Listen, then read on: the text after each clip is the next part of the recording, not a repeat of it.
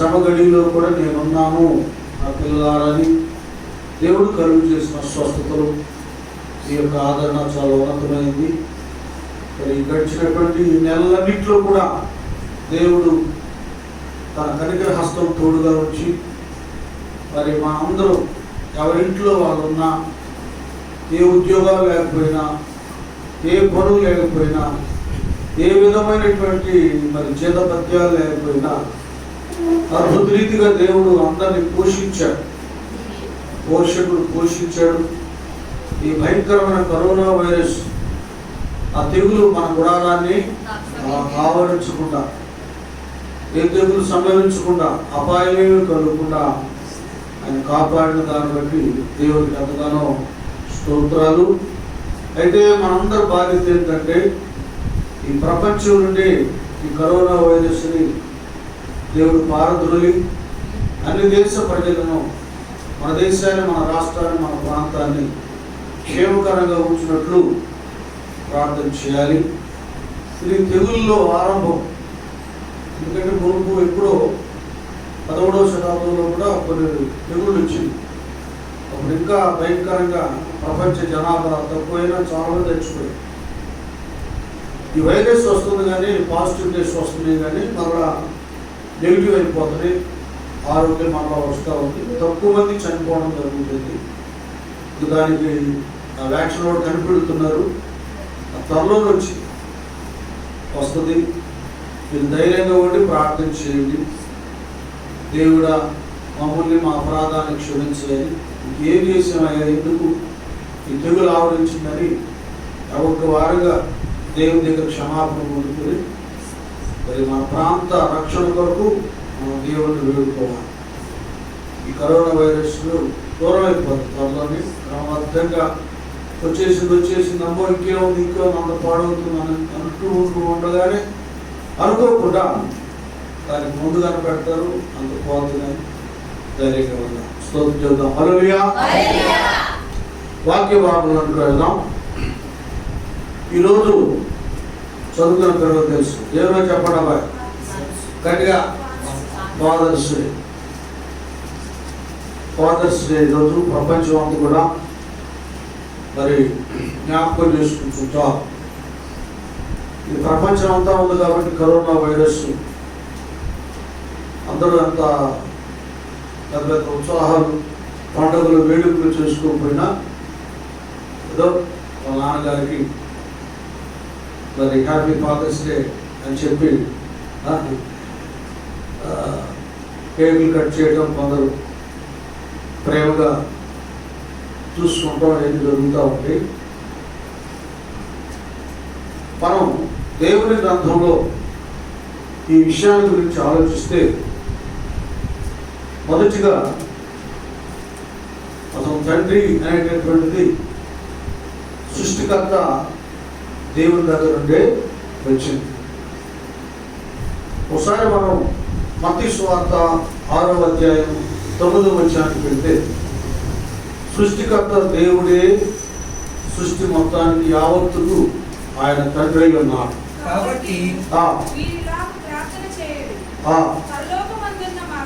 అదే పరలోకమందున్నాడు తండ్రి. ఆయన సర్వ సృష్టికి తండ్రి కదా. ఆయన సృష్టి అంతటిని పోషిస్తున్నాడు, ఆదరిస్తున్నాడు, ప్రేమిస్తున్నాడు. చివరికి ఆకాశ పక్షులు కూడా ఏది కావాలో వాటిని అనుగ్రహిస్తున్నాడు. పరమందు ఆ ఉన్నతమైనటువంటి తండ్రి ఉన్నాడు దేవుడు. అయితే తండ్రితో సంబంధాన్ని మానవుడే సృష్టి అంతటి కూడా తండ్రి దూరం అయిపోవడానికి, ఆయన ఉన్నతమైన మహిమా ప్రభావాలు అందరితో ఉండకుండా, సృష్టిలో ఉన్న జంతువులేమి, పక్షులేమి, సముద్రంలో ఉన్నటువంటి ఆ మత్స్యములేమి, వీటన్నిటి కూడా చేరువుగా ఉంటున్నటువంటి ఆయన దూరమైపోవడానికి కారణం ఎవరంటే మానవుడే కదా. యెషయా గ్రంథంలో తన వ్యధంతా వ్యక్తపరుచుకుంటాడు. ప్రవక్త అయిన యెషయా ద్వారా 1వ అధ్యాయం కావాలి. ఆకాశమా ఆలకించుము, భూమి చెవియొక్కుము, నేను పిల్లలను పెంచి ఎలాంటి వారిని చేశాడట? పెద్దవారినా గొప్పవారినా? ఎలాంటి వారినా? గొప్పవారినిగా చేసి వారు నా మీద. అది అర్థమైందా? అసలు ఏంటి పరిస్థితి అంటే ఈ మనుషుల్ని పెంచి గొప్పవాళ్ళని చేశాడు.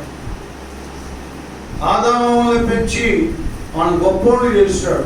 వాళ్ళకి అప్పుడే అంటే అప్పుడు పెరుగుదల అనేది కాదులే.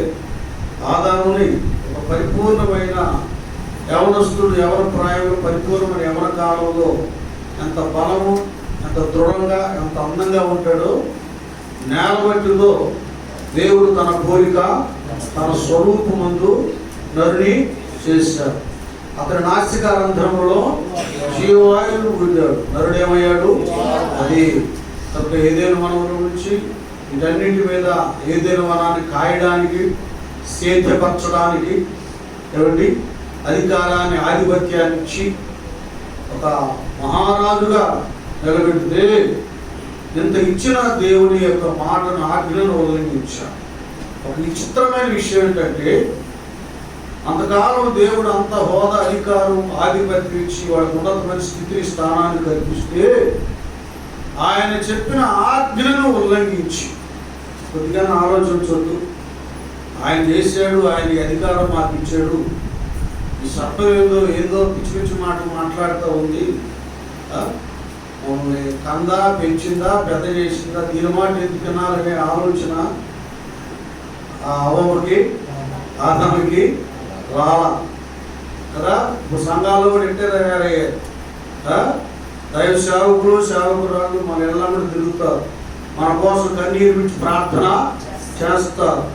మన ఆత్మీయంగా కంటారు, మన కొరకు ఏడుస్తారు, జ్ఞాపం చేస్తారు, మనకు వాక్య జ్ఞానాన్ని నేర్పిస్తారు కదా. ఆత్మను పొందుకునేటట్లుగా ఉజ్జీవింప చేస్తారు. కొంతమంది కృతజ్ఞత లేని వాడికి, వాక్య లోతుల్లో బ్రతకని వాడికి, ఆత్మీయత లేని వాడికి అర్థం కాదు కదా. ఎటు పడతాడు పరిగెడుతూ ఉంటారు, ఏదో వాడి ఇష్టం వచ్చినట్టు చూసుకుంటారు.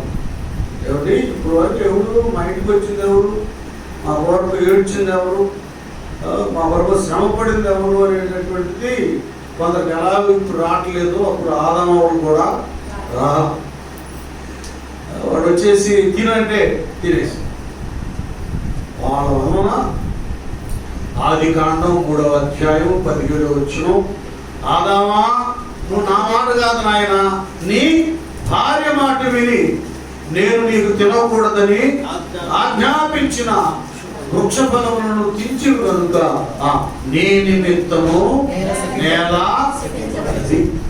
మొత్తం శపించబడి మొత్తం కూడా దేవుని మహిమను, ప్రభావాన్ని కోల్పోవడానికి కారణం ఎవరంటే మనుషులే. తండ్రి యొక్క ప్రేమ, వాత్సల్యత నుండి తాను దూరం అయిపోవడమే కాకుండా సృష్టి అంతటిని దూరం చేసేసి. ఎందుకంటే మీకు తెలుసు ఆదికాండం 3వ అధ్యాయం, తర్వాత చదువుకో, ప్రతి సాయంకాలం చల్లటి పూట దేవుడు పరలోకపు తండ్రి పరలోకాన్ని విడిచిపెట్టి ఏదైనా వనంలో ఆదామవ దగ్గరికి వచ్చి ఆయన వస్తువుడు కానీ పరిగెత్తుకుంటూ వెళ్ళి, మన చిన్నపిల్లలు అలా పరిగెత్తుకుంటాం మన వెంట వచ్చి ఏ జాబ్కో లేకపోతే ఎక్కడికో బయటకు వెళ్ళి వచ్చిన తర్వాత కొద్దిగా లేట్ అయితే, కొద్దిగా అలవాటు అయితే, ఎందుకు రాలేదు, డాడీ రాలేదు, మమ్మీ రాలేదు, లేదా తాతయ్య రాలేదు, అమ్మమ్మ రాలేదు అని పిల్లలు ఎట్లాగా పరిగెత్తుకుంటూ వచ్చి హత్తుకుంటారో అట్లా ఉండేది ప్రేమ. దేవుడి ప్రేమకి ఎంత ఉన్నతమైందో మీరు ఆలోచించండి కదా. మనకే మన పిల్లల మీద, మన మానవ సంతతి మీద, పెద్దలైన వాళ్ళకి ఎంత ప్రేమ ఉంటే దేవుడికి మన మీద ఎంత గొప్ప ప్రేమ ఉందో మీరు ఆలోచించాలి. అంతగా ఉండేది. ఆదామవ దగ్గర సాయంత్రం రావడం, తండ్రి అయిన వాళ్ళు పరిగెత్తుకుని రావడం చాలా చాలా ఆనందదాయకంగా ఉండేది. వాళ్ళే తండ్రిని తమ చేతులారా దూరం చేసుకున్నారు. పాపాన్ని బట్టి ఆజ్ఞ అతిక్రమమే పాపం వల్ల వచ్చి జీవితం మరణం. ఆ పాపాన్ని బట్టి పరిశుద్ధులను దూరం చేసుకున్నారు. అసలైన తండ్రిని పోగొట్టుకున్నారు. దేవుడు తండ్రి ఉన్నారు, సృష్టికర్త దేవుడు. రెండవదిగా తండ్రి దగ్గర కుమారతత్వాన్ని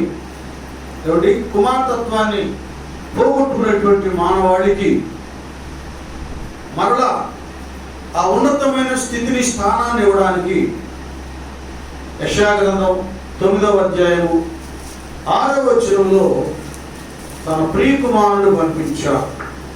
మన చదవండి. ఏలయనగా మనకు శిశువు పుట్టెను, మనకు కుమారుడు అనుగ్రహించబడెను. ఆయన భుజము మీద రాజ్యభారము ఉండును. ఆశ్చర్యకరుడు, ఆలోచనకర్త, బలవంతుడైన దేవుడు, నిత్యుడగు తండ్రి, సమాధానకర్తయగు అధిపతి. అది ఆయన ఎవరు? నిత్యుడగు తండ్రి. అది కావాలి మన పాయింట్. కుమారుడు ఎవరు? నిత్యుడగు తండ్రి. నిత్యుడు అంటే నిత్యము వసించు వాడు. ఎందుకు నిత్యం వసించువాడంటే మన లింక్ ఎక్కడంటే యోహాను సువార్త 1వ అధ్యాయం 1వ వచనం. ఆది యందు వాక్యము ఉండెను, వాక్యము దేవుని వద్ద, వాక్యమే ఆ వాక్యమే శరీరధారి కృపా సత్య సంపూర్ణుడుగా మా మధ్య. ఈయన నిత్యము తండ్రితో ఉన్నాడు. ఆయన నిరంతరము ఉండువా. కనుక ఇప్పుడు ఏమైందంటే తండ్రి తన ప్రియ కుమారునికి తన పోర్షన్ ఇచ్చాడు. నిత్యుడగు తండ్రి అయ్యాడు కదా. మనం కొన్ని ఫ్యామిలీలు చూడండి, అయ్యో పాపం తండ్రి లేని పిల్లలు కదా, అంత జారి పడతారు. తండ్రి పెంపకం లేకపోతే కొన్ని కుటుంబాల్లో తండ్రి పెంపకము లేకపోతే పిల్లలు ఏమైపోతారు? తోడై పోయేటటువంటివి ఉన్నాయి. కొంతమంది పనికి మానవుడు ఉండాలి. తండ్రి వాళ్ళతో వాళ్ళకి ఎందుకు మంచి తండ్రి గురించే చెప్పుకున్నాం. మంచి తండ్రి ఆయన పాపం ఆయన కోల్పోతే పెంపకం సరిగా ఉండదు, బిడ్డలు పాడైపోతారు. కనుక పరలోకపు తండ్రి పెంపకం కావాలి. ఇప్పుడు ఆదామవలేమో ఆ తండ్రిని దూరం చేసుకున్నాం.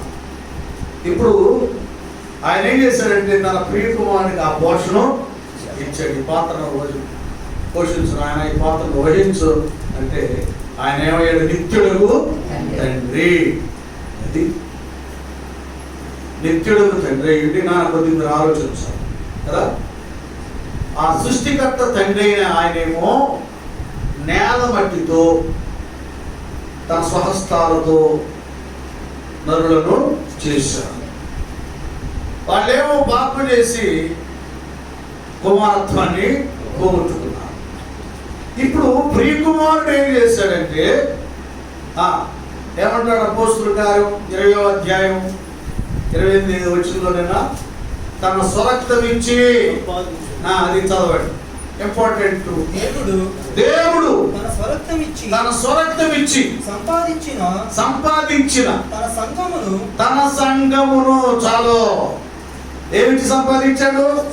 కుమారుడు స్వరక్తం ఇచ్చి సంపాదించాడు మన సంఘాన్ని, కుమారులను కుమార్తెలు. యోహాను సువార్తలో కూడా క్లియర్ గా ఉంటది కదా. ఏనా 1:12 ఎందరూ ఆయనని అంగీకరించున్నారు వారందరూ అనగా తన నామమునందు విశ్వాసముంచిన వారికి దేవుని పిల్లలగుటకు ఆయన అధికారము అనుగ్రహించాడు. దేవుని స్తోత్రం చెప్దాం. హల్లెలూయా. చూసారా ఏం చేశాడు ఆయన అంగీకరించినారు. యేసు ప్రభువుని విశ్వాసం ఉంచినంత వారందరికి ఏమయ్యారు? అధికారం ఇచ్చాడు. ఆయన దేవుని పిల్లలు. అది యేసు ప్రభువు వారు తండ్రి సంఘాన్ని తన స్వరక్తం ఇచ్చి సంపాదించిన సంఘం, తన వాక్యంతో తన రక్తంతో కలిగిన సంఘం ఇది. వాక్య బీజము వలన పుట్టిన చర్చవా. పేతురు తన మొదటి పత్రికలో మాట్లాడతాడు. ఏమండి చూడండి, అక్కడ 1వ అధ్యాయము మొదటి పత్రిక, అదేనమ్మా, ఆ 18-19 వచనాల్లో మీరు క్షయమైనటువంటిది కాకుండా అది చదవనా, చదవాలి, జ్ఞాపకం వచ్చి చెప్పడం కాదు, వాక్యం తీసి చదవాలని చెప్పేవాడు. అక్కడ మొదటి పేతురు పత్రిక 1వ అధ్యాయంలో క్షయ వస్తువుల చేత మీరు విమోచింపబడలేదు గాని అమూల్యమైన రక్తము చేత, అమూల్యమైన ఒకటి రక్తము చేత, అనగా నిర్దోషమును నిష్కలంకమునగు గొర్రెపిల్ల వంటి క్రీస్తు రక్తము చేత విమోచింపబడితేరని మీరు ఎరుగుతురు కదా. ఆయన జగత్తు పునాది వేయబడక మునిపే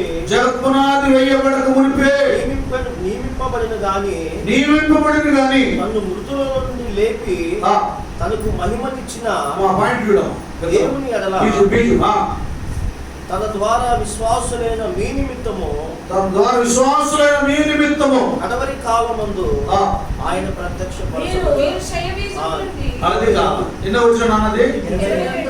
మీరు క్షయబీజము నుండి కాక శాశ్వతమగు జీవము గల దేవుని వాక్య మూలముగా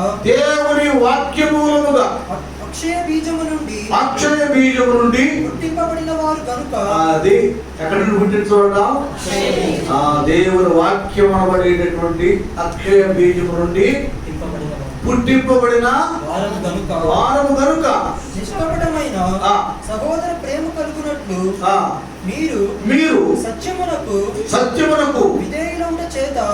చూడండి, దేవుని పుట్టారు అక్షయ బీజం, దేవుని వాక్యం చేత, కుమారుని వాక్కు చేత మనము పుట్టిన వారం. అంటే కుమారుని ద్వారా ఒక మాట చెప్పాలి. వాక్యం అంటే ఆయనే కదా, అదేదో వాక్యం ఉండదు, వాక్యము దేవుని వద్ద వాక్యమే ఆయనే కదా, క్రీస్తే కదా. ఆయన ద్వారా పుట్టినటువంటి వారు, వాక్య మూలముగా పుట్టిన వారు సంఘం. ఈ విధంగా ఆధ్యాత్మిక పరంగా ఈ రీతిగా కుమారుడు మనల్ని కన్నాడు, మనల్ని సంపాదించాడు కదా, మనల్ని ఎన్నిక ఏర్పాటు చేసుకున్నాడు. జీవ గ్రంథములో, ఆ లిస్టులో, పరమందున్న జీవ గ్రంథములో, ఆ జీవపు జనరేషన్తో జనాభాలో మన పేర్లు ముద్రింప చేశారు. ఇది యేసు ప్రభువుల వారు తండ్రి సంఘాన్ని, పరిశుద్ధులు. ఆయన మూలంగా మనము వాక్య మూలంగా పుట్టినటువంటి వారు. ఎందుకంటే మనము కేవలము మరి తండ్రి భౌతికపరమైనటువంటి తల్లిదండ్రులే మనకు జన్మనిచ్చిన స్థితి ఉంటే అది ఈ లోకంలో బ్రతుకు వరకే పనికి వస్తుంది, అంతే కదా. ఈ లోకంలో మనం ఎన్ని సంవత్సరాలు బ్రతుకుతామో అంతవరకే పనికి వస్తుంది. కాబట్టి ఈ యొక్క జన్మ పరలోక ప్రవేశానికి పనికిరానిది. అందుకే అర్ధరాత్రి వేళ యేసయ్యను పొగిడి ముంచేయాలని అందులో నికోదేము వచ్చి, బోధకుడా, నీవు దేవుని దగ్గర నుండి వచ్చిన వాడు కనుక ఈ అద్భుతాలు, ఈ బోధలు చేస్తున్నావు అని పొగుడుతున్నప్పుడు యేసు ప్రభు వారు ఏమన్నారు, నాయన ఈ బోధనని తీసి పెట్టు, కానీ ఒకడు చెప్పండి, ఒకడు క్యాచ్ చేయాలి, ఒకడు గట్టిగా, ఒకడు క్రొత్తగా జన్మించితేనే కానీ పరలోక రాజ్యంలో ప్రవేశించు. ఈయనంటాడు, ఈయన ధర్మశాస్త్ర బోధకుడు అంట, లేఖనాలు తెలుసు అంట, పాపం ఆత్మీయత తెలియదు. చాలా మంది పుట్టుకతోనే క్రైస్తువులు అంటారు, బ్రతుకుల్లో మారు మనసు ఉండదు, రక్షించబడదు, వాక్యానుసారమైన జీవితం ఉండదు, ఆచారబద్ధమైన బ్రతుకులు ఉంటాయి. అది పెత్తనాలు, హోదాలు, ఘనతలు, పొగడ్తలు కావాలి.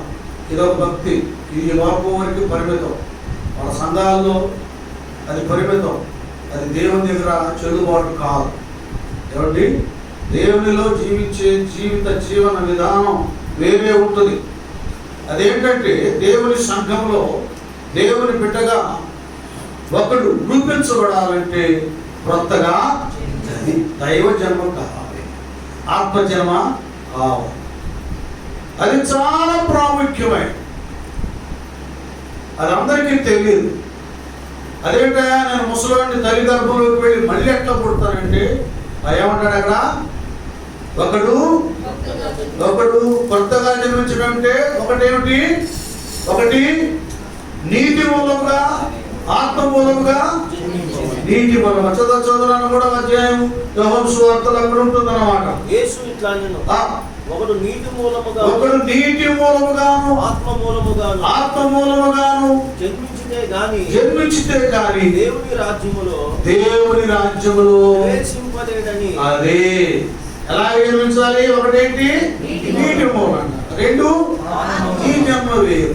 ఇది పరలోక సంబంధమైన జన్మ కదా. ఒక బిడ్డగా పుట్టాలంటే ఈ లోకంలో ఏమండి, తల్లిదండ్రులు వారి వలన తల్లి గర్భము ధరించి 9 నవమాసాలు మొయ్యాలి ముందు బిడ్డగా కడుపులో. ఆ తర్వాత ప్రసవ గడి వచ్చినప్పుడు ఆమె ప్రసవిస్తుంది. వెంటనే ఏ హాస్పిటల్కి పుట్టారో ఆ లిస్టాన్ని తీసుకెళ్తారు. ఫలానా వాళ్ళకి ఆ దంపతులకు ఇదిగో ఆడబిడ్డ మగబిడ్డ ఈ బిడ్డ పుట్టారు అని జనన రిజిస్టర్లో మున్సిపాలిటీ ఆఫీస్కి వెళ్ళిపోవాలి. ఈ సంగతులన్నీ మరి బాగా తెలిసింది. జనన మరణ రిజిస్టర్ అంతా అక్కడ ఉంటుంది. సర్టిఫికెట్ కావాలంటే తెచ్చుకోవాలంటే అంటారు, పడాలండి, డబ్బులు ఇవ్వాలి, తిరగాలి, చేస్తా ఉండాలి, అలా ఉంటే కదా. అది ఎలాగో ఇక్కడ ఈ జన్మ ఏంటంటే ఒకటి నీటి మూలము అన్నమాట. ఎప్పుడు మనం నీళ్ళ దగ్గరికి వెళ్ళేది బాప్తిస్తాలు ఇవ్వడం. ఎప్పుడు బాప్తిస్తాలు ఎవరికి ఇస్తాం, ఎవరు తీసుకుంటారంటే వాక్య మూలం వాక్యాన్ని విని అయ్యో నేను పాపిని, జన్మ కర్మ పాపాలు నన్ను వెంటాడుతున్నాయి, దాయిదైనట్లుగా నేను తల్లి గర్భంలోనే పాపం వలన వచ్చినవాడు. ఒకడు నీతిమంతుడు లేడు, అందరూ పాపం చేసి దేవుని అనుగ్రహించిన మహిమను పొందలేకపోతున్నారు. కనుక ఇది వాక్యం వింటే ఈ విషయాలు అర్థమవుతాయి. లేకపోతే విమర్శలు రేకెత్తుతాయి. ఏది నన్ను పాప అంటున్నాడు, నన్ను అలాగంటున్నాడు, ఇలాగంటున్నాడు, నన్ను అందులో అంటున్నాడు. అంటే అంధత్వం అంటే ఈ శారీరక అంధత్వాన్ని గురించి మాట్లాడట్లేదు, ఆత్మ సంబంధమైన అంధత్వం కదా. ఈ లోక సంబంధం, యుగ సంబంధమైన దేవత అవిశ్వాసుల యొక్క మనోనేత్రాలకు ఏం కలుగజేస్తున్నారా? గుడ్డితనాన్ని కలుగజేస్తున్నారు. ఇది ఆత్మీయ గుడ్డితనాన్ని గురించి మాట్లాడితే దాని శరీరంతో మలుస్తారు కొంతమంది. ఇవన్నీ కూడా లేఖనం చదివితే చక్కగా చదువుకున్న కాలేజీల్లో పిల్లలు కూడా బాగా చదువుకొని బాగా లెక్చరర్స్ లేక ప్రొఫెసర్ చెప్పేటటువంటివి ఆలోచిస్తే అర్థమవుతుంది. వాడు కాలేజీ కాబట్టి అమావాస్యకు పౌర్ణానికి వెళ్తే దానికి ఏం అర్థమైంది? చదివినవి కూడా అర్థం కావు. ఇప్పుడు కొన్ని ఏం చేయాలంటే కొన్ని సబ్జెక్టులు కొద్ది జ్ఞానం ఉంటే వాడు చదువుతుంటేనే ఆ స్టూడెంట్ విద్యార్థి వాడికి అర్థమైపోతుంది.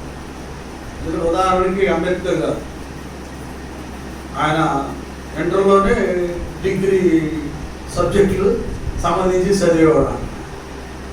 కొంతమంది 6th క్లాస్లోనే 10th క్లాస్ అర్థం చేసుకుంటాడు. లెక్కలు కూడా రాసేస్తాడు, అక్కడ బోర్డు మీద వేసేస్తాడు. అది వాళ్ళ జ్ఞానం, అది బ్రెయిన్ అలాంటిది. ఆ చూడండి, ఈ లోక సంబంధమైన ఈ విద్యకే ఇంత లోతులు, ఇంత జ్ఞానం ఉంటే ఇది దైవ గ్రంథం. ఇది మరి దీనికి ఎంత కావాలి? అది లోక సంబంధమైన జ్ఞానం ఉండకూడదు, ఆత్మ సంబంధమైన జ్ఞానం ఉండాలి. వాడు ఆ కాన్వెంట్కి వెళ్ళి ఆ నేర్చుకొని ఏబిసిడి నేర్చుకొని వాడు ఆ క్లాస్కి వెళ్ళి ఈ క్లాస్కి చదివి తంటాలు పడితే గ్రాడ్యుయేట్ క్రమక్రమేణా జ్ఞానం దొరుకుతుంది. వీడేమో ప్రార్థనకు రాడు, మా పేరు మరియమ్మ, మా నాన్న పేరు యోహాను అంటే అమ్మ పేరు అయ్యే పేర్లు బైబిల్ పేరు అవ్వగానే ఆడు భక్తులు అవుతారా, వీళ్ళు భక్తులు అవుతారా? ఏ దాసు అంటాడు అసలు వాడు యేసు ప్రభుకే దాసుడుగా ఉండడు, వాడు దెయ్యానికి దాసుడు ఉంటాడు కదా. ప్రభుదాసు అంటాడు వాడు ప్రభుకే దాసుడు ఉండడు, ప్రభుత్వ సారాయి దుకాణానికి దాసుడు. ఏమిటి ఇలా ఉన్నాయి? ఇంటి పేరేమో మనకు సాయంత్రం ఇంటి పేరు కస్తూరి వారంట. ఇంటి పేరు ఏంటి? కస్తూరి వాసన, అంత బాగుంటుంది. ఇంటి నిండా గబ్బిడాల వాసన. కొన్ని బ్రతుకులు ఇలా ఉంటాయి. నాకు ఇద్దరు వాస్తవం గారు, ఎందుకంటే మేము కూడా మా బ్యాక్గ్రౌండ్ అంతా అమీర్ కుటుంబం చూసినాం. మా నాన్న చాలా చాలా చేసేవాడు. వాళ్ళు ఇక నాకు బాప్తిస్మం ఇస్తూ, నాన్న ఏం పేరు పెట్టమంటావా లేదు.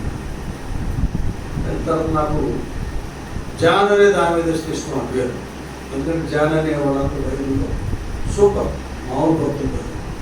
ప్రకటన గ్రామం రాసిన యోహాన్ గారు కానీ కదా, బాప్తిస్మం ఇచ్చు యోహాన్, తెలుగులోనే యోహాను, ఇంగ్లీష్లోనేమో జాన్. నాకు దాని మీద వచ్చిన పేరు కావాలంటే ఆయా జాన్ వెస్లీ ఉన్నాడు, ఆయన ఇంగ్లాండు అపోస్తులు, గొప్ప దైవజనుడు. నాన్న ఆ పేరు పెట్టుకొని మంచిదా. ఆ పేరు వాళ్ళు ఎప్పుడైతే పెట్టారో బాప్తిస్మం వెళ్తారు, అప్పటి నుంచి నేను భయంతోనే ఉంటాను. అంత గొప్ప సువార్తకు సేవకుడు ఆయన, గొప్ప దైవజనుడు. ఆయన పేరు బదనాం చేయకూడదు. ఆ పేరు పెట్టుకొని పేరు తగ్గట్టుగానే బ్రతకాలని బాప్తిస్మం మొదలుకొని నిత్యం కూడా నేను ఇప్పటికి కూడా 37 సంవత్సరాలు సేవకు రావడం, సేవలో 37. ప్రతి చిన్న విషయంలో జాగ్రత్తగా బ్రతకడం నేను నేర్చుకున్నాను. మాయ మాటలు చెప్పి, కలవలి మాటలు చెప్పి, ఎట్లాగైతే ఎవరు పట్టుకుంటే చందాలు వస్తుంది, ఎక్కడికి వెళ్తే పేరు వచ్చింది, ఇలాంటి అస్సలు నా దగ్గరగా రాని. సేవ చేయాలి దేవుడిచ్చిన వరాలతో, దేవుడిచ్చిన ధనముతో. ఎలాగో చేయాలి, ఎక్కడ సభలు పెట్టాలి, ఎక్కడ దేవుడి దగ్గర జనులు నడిపించాలి అనేటటువంటి ఆత్మత ఆవేశం, కానీ ఏదో సంపాదించాలి, సమకూర్చుకోవాలి అనేటటువంటి అసలు లేదు. మరి ముఖ్యంగా చిరపాస్ గారిని దేవుడు పిలిచిన దగ్గర నుండి నాకంటే చిన్నోడే వెళ్ళిపోయి తగ్గించిపోయాడు. నేనెంత అని ఎప్పటికప్పుడు నా పరిస్థితులు నన్ను జాగ్రత్తగా చూసుకుంటూ కాసుకుంటూ ఏమండి అలాగ భద్రంగా బ్రతకడం నేర్చుకున్నాను. పేర్లు పెట్టుకోగానే సరిగా దేవుడి దేవిస్తానని విలియం చేయలేదు. వీళ్ళంత మహాభక్తులు జాగ్రత్తలు. దానికి తగిన బ్రతుకు మనకు చాలా చాలా చాలా చాలా అవసరము. అవసరం కనుక ప్రియమైనటువంటి వాళ్ళ ద్వారా ఇంకో దగ్గర స్టార్ట్ అయింది. వాడు ఎప్పటి నుంచో ఉన్నాడు. ఆయన ధర్మశాస్త్ర ఉపదేశం తెలిసిన వాడు, కానీ యాత్మీ లోతులు తెలియలేదు. ఏదైనా తల్లిదండ్రులకి ఎట్టబడుతాంటే ఏదో బాబు ఒకడు నీటి మూలంగా ఉంచాలి, మనసు పాత మనసు కాదు మార్చుకోవాలి, హృదయాన్ని పవిత్ర పరుచుకోవాలి. బాప్తిస్మం ద్వారా పాత పురుషుని అందులో పాతి పెట్టాలి, కొత్త వ్యక్తిగా లెగవాలి. ఇక ఆత్మ మూలముగా జన్మించాలి. అందరూ దేవుని ఆత్మను పొందుకొని ఉన్నారు, వాళ్ళందరూ దేవుని ఆత్మ చేత నడిపించబడాలి. అది ఈ జన్మ కావాలి. పరలోక సంబంధమైంది. ఇది అందరికి అర్థం కాదండి. దీనికి కొంతమంది తెలియక మతబోధ అంటారు. అంటే దేవుడికి మతాలు అంటగడుతున్నారు. వీళ్ళందరూ మతాలు వీళ్ళు ఏర్పాటు చేసుకుంటమే కాకుండా పలానా దేవుడి గురించి ఈ మతం, పలానా దేవుడి గురించి ఆ మతం అని పాపం దేవుడికి మతాలు అంటగడుతున్నారు. దేవుడు అని ఆయన మార్గం, ఆయన సృష్టికర్త కదా. అప్పుడు ఏదో చిన్నప్పుడు పాపం అంటే మీకు అర్థం అవ్వడానికి చెబుతున్నాను. దళితుల్ని, ఇది వాస్తవ చరిత్ర తెలుసుకోండి. దళితుల్ని అంటే మీకు బాగా అర్థం అవ్వగా మాదిరి వాళ్ళని రామాలయంలోకి, శివాలయాల్లోకి, వాడు దేవుడి గుడిలోకి రానించేవాడు కాదు. వచ్చాడు వాడు చచ్చాడు. ఎక్కడన్నా దేవుడి దగ్గరికి వెళ్తే బతుకుతారు. ఇదేం పాపం. దేవుడి దగ్గరికి వెళ్తే ఆయన చంపేసేవాడు. ఎంతోమంది రాళ్ళతో కొట్టారు, కొరడాలతో కొట్టారు, కాళ్ళతో కాదు మన చేతులతో కాదు. ఎందుకంటే మరి కాళ్ళు చేతులు తాకితే మళ్ళీ కదా అంటాడు కదా, అపవిత్రత ఆవేశం. మామూలు విషయం కాదు. వీళ్ళందరూ ఎందుకు అనుకున్నారు వేరే మతానికి మారిపోయింది? ఇంకే వాళ్ళకి దేవుడు అనేటటువంటిది అప్పుడు కూడా ఆ ఊరేగింపులు కూడా ఆ దళిత వాడల్లోకి, హరిజన వాడల్లోకి వెళ్ళేవి అవ్వం. దేవుడు అట్లా రథమైన చూద్దాం గౌరవం అంటే అస్సలు ఆ ఏరియాకే తీసుకెళ్ళేవాడు. కదిరి కృష్ణ ఆయన చెప్తాడు, ఏడుపు వచ్చింది అన్నమాట. ఆయన చెప్తాడు, ఆడరా మీకు వచ్చేది మా దేవుడు, ఆడ దేవుడు అట్లా అన్నాడు. సృష్టికర్త అందరికీ తండ్రి ఆయన. దేవుడిని మతంగా మార్చింది ఈ దుర్మార్గులు. దేవుడిని కదా ఆ వర్గం ఈ వర్గానికి అంటగట్టింది వీళ్ళు. అప్పుడు ఏమైందంటే అపోచమను వీళ్ళు ఇంకేం చేశారంటే, ఏంద్ర వాళ్ళకైనా మన దేవుళ్ళు లేదా దళితుడు అంత పంట పెట్టుకొని ఇలాగ అంత పెట్టుకొని రాళ్ళు పెట్టుకొని బండలు పెట్టుకొని పోచము మాతాంగము అయ్యో పెట్టుకొని వాటి మీద నీళ్ళు పోసి పుష్పం చల్లి జాతరలు చేసుకుంటూ మోహనాలు వస్తూ ఉంటాయి.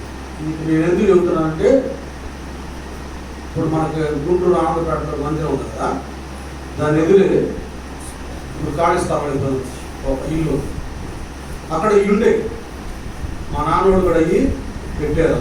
మా నాన్నోడు కూడా పెట్టారు. రెండో మూడో ఆ పంటలు. ఇంకేమైందంటే ఇక మా నాన్న ఫోన్కి వచ్చేదో అంటూ ఉండేవాడు, నీళ్ళు పోసేవాడు, ఇంకేమి చేసేవాడు. నేను చిన్నప్పుడు చూశాను, 3-4 చదువుతున్నాను. ఆయన కూడా చెప్తున్నాం. అది చాలా పూర్తిగా దీనికి సంబంధించిన చరిత్ర వాడు ఆ కుటుంబంలోంచి వచ్చారు. దేవుడు అలా ప్రత్యేకపరుచుకున్నాడు. అలా వాడు ఏం చేసేవాడు, పాపం వాళ్ళ సొంత దేవుల్ని పెట్టుకునేవాడు. అలా ఉండేది పరిస్థితి. కనుక రకరకాలు ఇంకేంటంటే వాడు గుడికి ఏంటంటే మేము కూడా దేవుడు సృష్టించుకుంటామని అలా అయిపోయింది. వీళ్ళందరూ మనుషులు చేసిన దేవుడు. సృష్టికర్త అందరికీ దేవుడే. దేవుడి రాజ్యం పరలోకం. భూలోకంలో ఉన్న మానవులను తన రాజ్య వారసులుగా చేసుకొని తన తండ్రిగా ఉండి నరులెల్లరూ తన సంతతిగా, తన సొత్తుగా చేసుకోవాలని ఆయన ఆరాధన. పేతురు రాసిన మొదటి పత్రిక 2వ అధ్యాయము 9వ వచనం.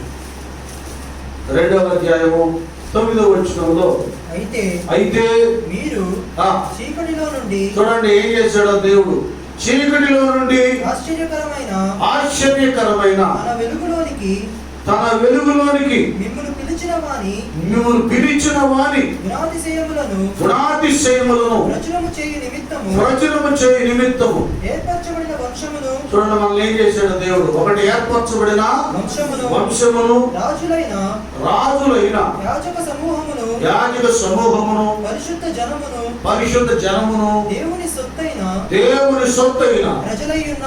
దేవుని స్తోత్రం. చప్పట్లు కొట్టిన గట్టిగా మంచి వేశాడు యేసు ప్రభువు వారు. ఏమైనాడు, దేవుని సొత్తైన దేవుని ప్రజలుగా చేశాడు.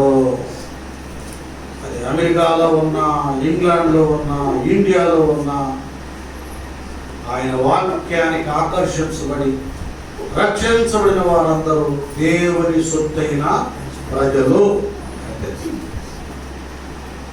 ప్రపంచం అంతా ఉన్నతమైన గుంపు, ఒక ప్రజ, దేవుని ప్రజ తయారై ఆ ప్రజలకు దేవుడే తండ్రి. దైవ సంతతి రక్షణ పొందుకున్నవారు ఏమన్నా ఆ సంతతి ఉన్నారు. ఇది ప్రత్యేకత. నికోదేముకు తెలియదు. అంత శాస్త్రం తెలిసిన దైవ శాస్త్రం ఎరగనటువంటి వాడుగా ఉన్నాడు. చెప్పానుగా చాలామంది క్రైస్తవులకి మా చిన్నప్పటి నుంచి మా తాతలు నేను పుట్ట క్రైస్తవం అనుకున్న ఆత్మీయ పుట్టక ఎరగని వాళ్ళుగా ఉన్నారు చాలా. ఒక ఆయన నేను 3 సార్లు బైబిల్ చదివానండి అంటున్నాడు. ఎట్లా అన్నాడు?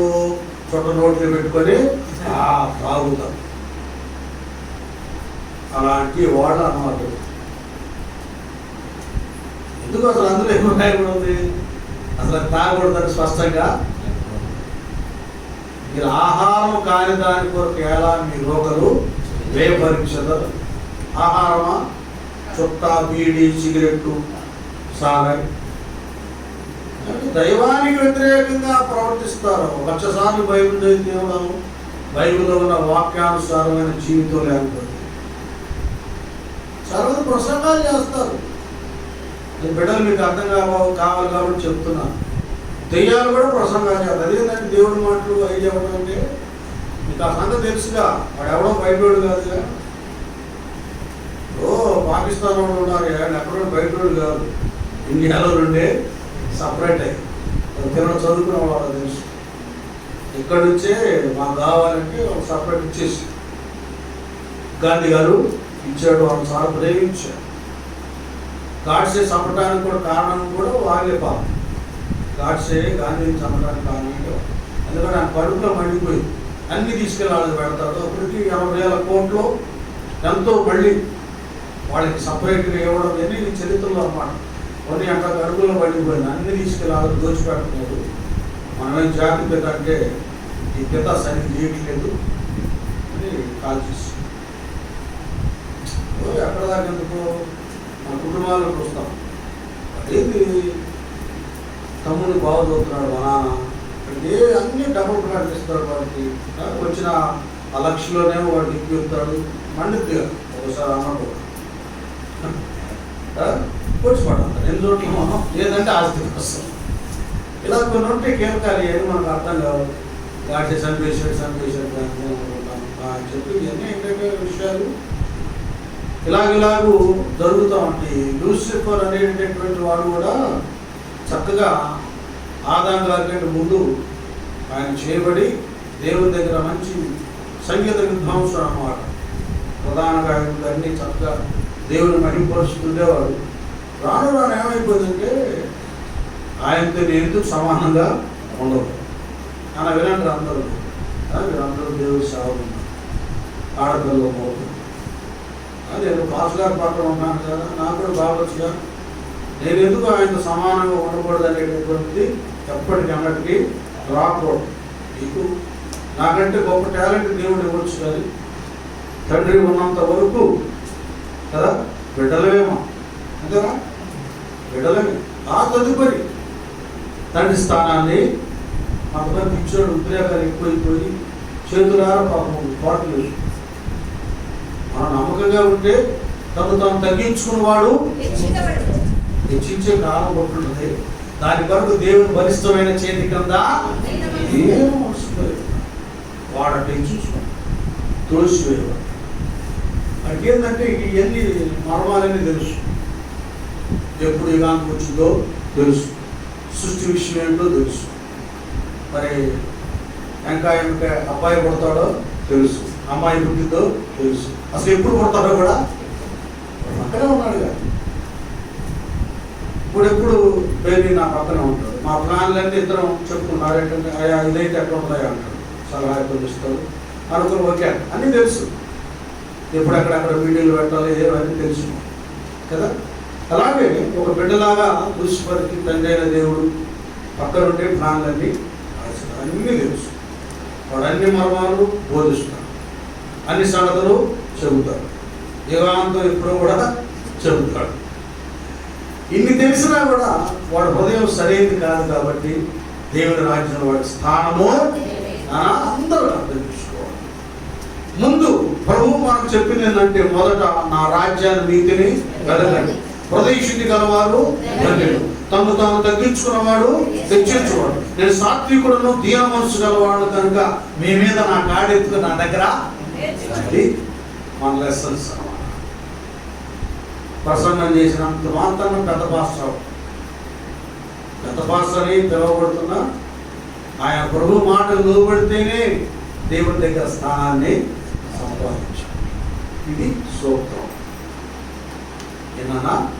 కాబట్టి ఆయన పిల్లలుగా మనలను చేయటానికి కుమారుడైనటువంటి యేసు ప్రభువు వారు ఆయన నిత్యులకు తండ్రిగా మారి, ఆ తండ్రి ఏమో మట్టితో చేతితో చేస్తే ఈ తండ్రి ఏమో రక్తం ఇచ్చి వాళ్ళను సంపాదించారు.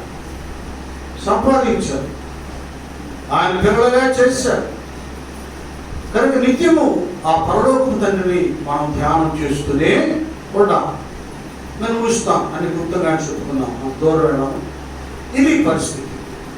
అయితే పరమందున ఆయన తండ్రి అయిన దేవుడు తండ్రి అయితే కుమారుడికి ఆ తండ్రి తత్వాన్ని ఆయన అనుగ్రహిస్తే, ఆ తర్వాత ఏం చేశాడంటే యేసు ప్రభువుల వారు కూడా పరిశుద్ధాత్ముడు కూడా. ఇప్పుడు మనం అక్కడికి వెళ్దాం నాన్న. ముందేమో 2వ రాజుల గ్రంథం 2వ అధ్యాయము 12వ వచనం. 2వ రాజుల గ్రంథం 2వ అధ్యాయము 12వ వచనం.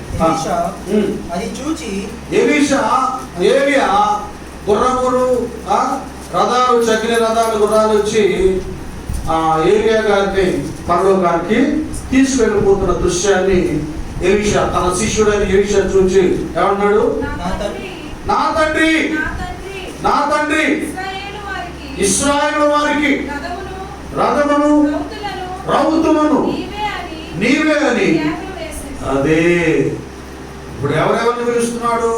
శిష్యుడు చెప్పాలి, గురువైన ఎలీషాను ఏలియాని పిలుస్తున్నాడు. శిష్యుడైన ఎలీషా ఆ గురువైన ఏలియాని ఏమని సంబోధిస్తున్నాడు? అది నా తండ్రి అని. అంటే గురువులను ఆత్మీయ పాఠశాలకు గురువులను ఏం చేశాడు? దేవుడు తండ్రిగా కూడా మార్చాడు, ఆ స్థానం సంపాదించుకున్నాడు. ఇక్కడ మనకేమో మరి పేతురు గారు మరి ఎందుకో అదేమో నాకు తెలియదు కానీ కొరింథీ రాసిన మొదటి పత్రిక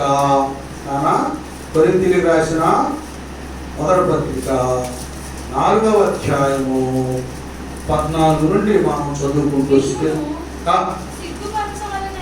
మిమ్మల్ని సిగ్గుపరచవలనని కాదు కానీ, అది చూడండి ఏమన్నాడు ఇక్కడ పౌలయ్య, నా ప్రియమైన పిల్లలని మీకు బుద్ధి చెప్పుటకు ఈ మాటలు రాయించున్నా. క్రీస్తునందు నాన్న వినండి చక్కగా, క్రీస్తునందు మీకు వచ్చిందంటే ఇదే. ఎందుకంటే ఎవరైనా కొద్దిగా మర్మాలు చెప్తా ఉండగానే ఆ ఉపదేశకుల్ని తండ్రిగా మలుచుకుంటున్నారు కొందరు వ్యక్తులు. అలాంటి బుద్ధి రావడానికి దేవుడు ఈ విషయాన్ని ముద్రింప చేశాడు. ఏమండి ఏమంటాడా? క్రీస్తునందు మీకు ఉపదేశకులు 10,000 మంది ఉన్నను, తండ్రులు అనేకులు లేరు. అది బాబు, ఉపదేశించేవాళ్ళు ఏదేదో మర్మాలు చెప్పేవాళ్ళు 10,000 మంది ఉన్నా తండ్రులు అనేకులు లేరు. ఎవరు మీ కొరకు కన్నీరు దాచి సంఘానికి నడిపించి ఏమండి మీరు మిమ్మల్ని ఆత్మీయంగా నిలబెట్టారో బాప్తిసాలు ఇచ్చి వారే మీకు ఆత్మీయ తండ్రులు అని దీని అర్థం. ఇక్కడ సంఘానికి లాగుతాను కిందకి ఏమంటాడు?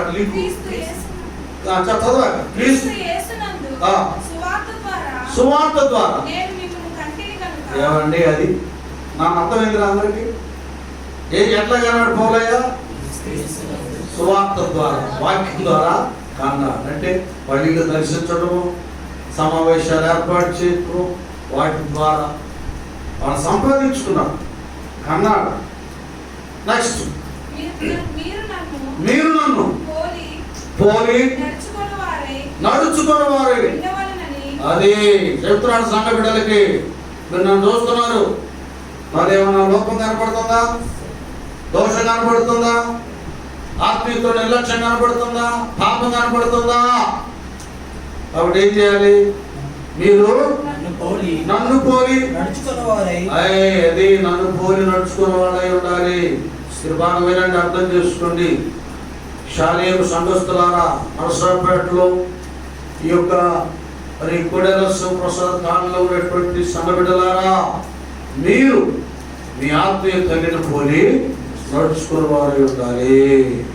ఆమె అబద్ధం ఉందా, లోపం ఉందా, స్వార్థం ఉందా, మీరు చెప్పండి. కొన్ని మీరు చేసుకోండి. కొన్ని వాస్తవాలు ఇలా గట్టిగా మనం చెప్పుకోవాలి. అప్పుడు మీ అంతరంగానికి అర్థమైపోవాలి. ఎందుకంటే కొంత అకారణంగా, ఏ కారణం లేకుండా, మరి నాయకులు ఏ లోపం లేకుండానే సంఘాలు విడనాటి వెళ్ళిపోతారు. ఏనా పోలే ఎందుకు చెబుతున్నా, రే బాబు మీరు నన్ను పోలి నడిచిన వారే ఉండవలనని అది మిమ్మల్ని చూడండి ఎలాగుందో, బతిమాలు. ఎందుకంటే బిడ్డలుగా తన తల్లులు తెలిసింది కదా బాధ. దాన్ని పోయేవాడికి ఏమి బిడ్డ దెబ్బ తగిలింది, కింద కొట్టులు ఆడుతున్నాడు, కొట్టులు ఆడుతున్నాడు గుంపు అంటూ అనుకుంటున్నారు. కానీ అసలైన తల్లిదండ్రులు పరిగెత్తుకుంటా వస్తారు. యాక్సిడెంట్ అయింది అసలు వచ్చిన తర్వాత ఎక్కడ తీసుకెళ్ళాలి? అక్కడికి. కాబట్టి సంఘాల మీద ఆత్మీయ తల్లిదండ్రులు మన భారం, బాధ్యత, దుఃఖం, కన్నీరు, దిగులు దాన్ని పోయి దానయ్యకై ఉండవు. అంతా పౌలు గారు ఎందుకంటే ఆ బ్రతుకు, ఆ ప్రయాస, కన్నీరు ఆత్మీయతలో ఉంది కనుక తన బిడ్డలు కూడా అలాంటి పవిత్రులుగా ఉండాలని ఆశపడుతూ, ఒకవేళ ఎవడైనా వచ్చి దుర్బోధతో వాళ్ళని డిస్టర్బ్ చేస్తాడేమో, నా పిల్లల్ని కనుక్కున్నాను, వాడు దోచుకెళ్తాడేమో దొంగలాగని ఆయన వేదన అంట ఇంకేమంటచ్చు ముగిస్తున్నాను. నాకు ప్రియుడును నమ్మకమైన ఏం మాట అండి. ఆ మాట ఏంటంటే హారిలో కదా కదా, నా కుమారుడైన తిమోతిని మీ యొద్దకు పంపి ఉన్నాను. అదే చూసారా, ఇక్కడ లింక్ కనపడుతుంది. తండ్రి కుమారుల కుమార్తెల లింక్, ఫ్యామిలీ, దేవుని కుటుంబం ఇక్కడ కనపడుతుంది నాన్న. కాబట్టి నా కుమారుడైన తిమోతి, నమ్మకమైన నా కుమారుడు అంటాడు కదా. ఇలాగా ప్రియమైన బిడ్డలా ఇంకేమైనా ఉన్నాయా? ఉండరు అందులో. ఈ రీతిగా ఆ తర్వాత సంఘ కాపరులు ఆత్మీయంగా తండ్రులై ఉన్నారు. ఇలా లింకులు ఉంటాయి. అయితే ఇక్కడ ఒక విషయాన్ని చెప్పి ఇక్కడ ముగిస్తాను. తండ్రి అయినటువంటి దేవుడు, ఆయన తండ్రి సృష్టికి తర్వాత తన కుమారునికి ఆ స్థానాన్ని ఇచ్చాడు. మనందరినీ ఆయన పిల్లలుగా చేయడానికి ఆయన రక్తంతో మనల్ని కొన్నాడు, అన్నాడు కదా. ఆ తర్వాత సంఘములో సేవకులకు దేవుడు ఆ స్థానాన్ని ఇచ్చాడు. దాన్ని పౌలే వివరిస్తున్నాడు, నా సొంత మాటలు కాదు. రక్షణ పొందుకున్న మనం, ముఖ్యంగా పురుషులైన వారు, పెళ్ళైన వారు, పెరుగున్న వారు బాధ్యత వహించాలి. ఎందుకు ఈ సంగతులు నేను చెబుతున్నానంటే, కొంతమంది సోమరుడు ప్రార్థనకి వెళ్తున్నాను, కోటాలకు వెళ్తున్నాను అని చెప్పి భార్య బిడ్డలు సరిగా చూసుకో. పౌలే ఎందుకు అంటాడు, రే నీవు నీటి వాడిని సరిగా ఏలకపోతే, పాలించకపోతే, పోషించకపోతే నువ్వు అవిశ్వాసి కంటే కూడా భ్రష్టుడు. పిల్లలను చూడాలి, అది మన బాధ్యత. దేవుడు మనకి ఇచ్చిన పిల్లలు తండ్రులుగా ఉన్నప్పుడు తండ్రి పోషణ ఘనమైన భారాన్ని, బాధ్యతను వహించేవారు. వాళ్ళకి అన్ని ఇవ్వాలి, అన్ని రీతులుగా పోషించాలి.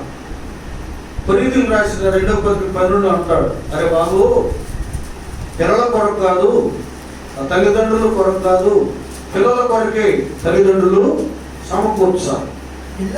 పిల్లలు తల్లిదండ్రుల కొరకు కాదు, తల్లిదండ్రులే పిల్లల కొరకు ఆస్తి కదా. ఇది బాధ్యత. ఇక్కడ ఇంకోటి ఉన్నారు, మరి కొంతమంది పిల్లలు ఉన్నారుగా, మీరు వయసు వచ్చిన తర్వాత, యుక్త వయసు వచ్చిన తర్వాత ఇంకా తల్లిదండ్రుల మీద ఆధారపడి ఉండకూడదు. చదువుకున్న వారైనా ఇంకా జాబ్ రాకపోయినా ఏదైనా ఆర్టింగ్ పోస్ట్ అయిన ఒకటి పర్మనెంట్ కాకుండా చూసుకొని ఎట్లుండాలంటే, ఇంకా నాకు వయసు వచ్చింది, మేజర్ని అయిపోయాను, ఇంకా మా అమ్మ మీద మా నాన్న మీద ఆధారపడి నేను తినకూడదు అనేటటువంటి రావాలి. వాళ్ళు పెట్టాలి. ఈ వయసులో నేను సంపాదించి మా అమ్మ నాన్న చూడకపోతే ఇంకెందుకు నా బ్రతుకనే దోషం రావాలి. లోకంలో ఎట్టుంటారంటే కొంతమంది వాడు పనికాలంలో ఏమయ్యేవాడు, వాడికి 25 సంవత్సరాలు వస్తుంది, దొంగపోతులా ఉంటాడు. ఇంకా వాడికి ఏంటి, వాడు స్పెషల్ కావాలి. ఏంటి చికెన్ వండమంటే లేదు అంటాడు, దేశబాబు అంటాడు, లేదా ఎద్దులు.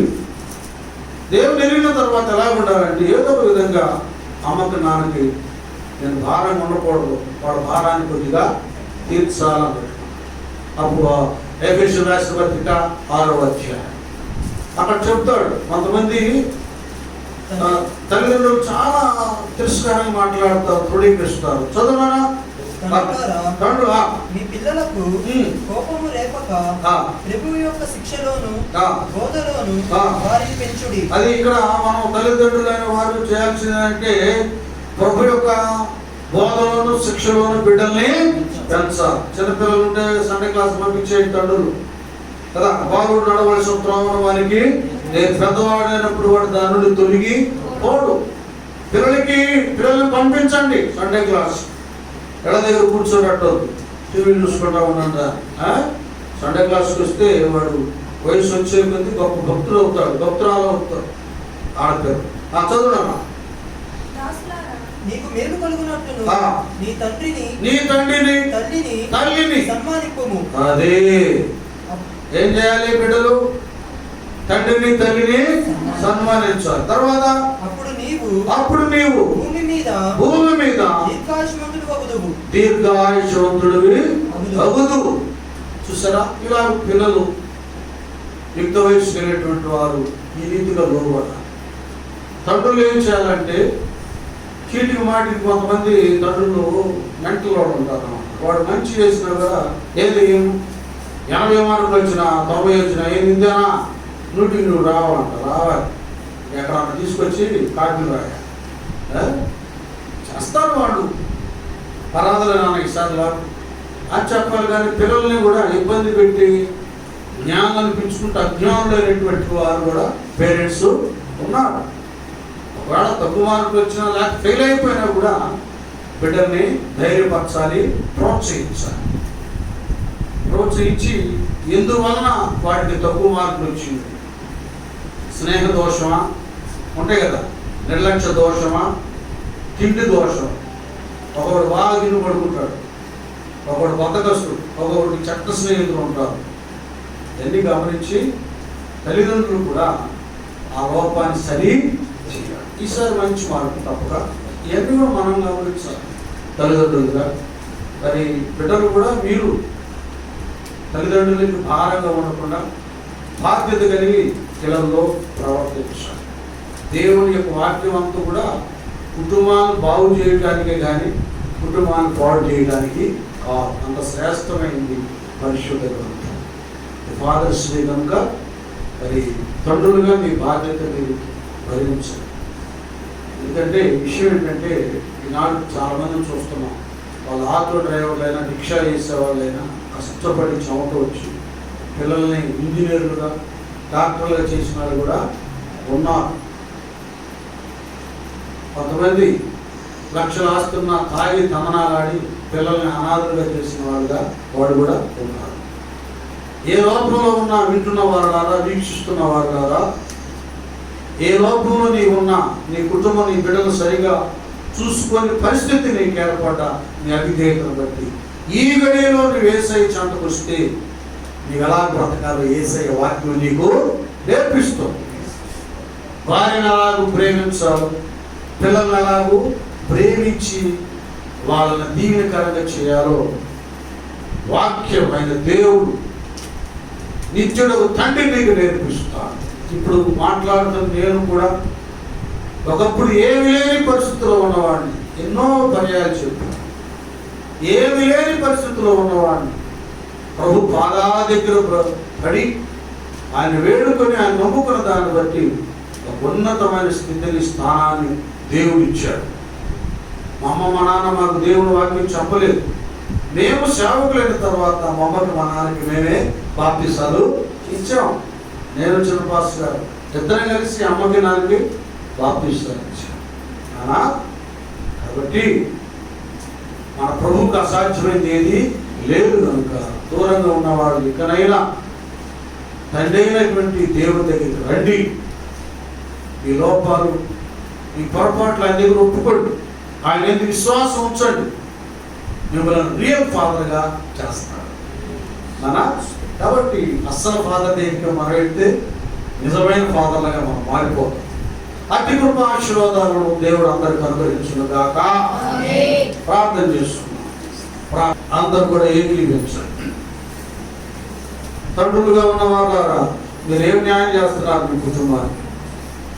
దేనికి బందీకారులుగా ఉన్నారు? దాని నుండి విడిపించే సామర్థ్యం మా తండ్రి పొంది ప్రభువా, నువ్వు రా, నువ్వు అన్ని విధాలుగా చేయాలని పొందుకుంటున్నావు. పరమ తండ్రి మీకే స్తుతులు చెల్లిస్తున్నాం ఆయన.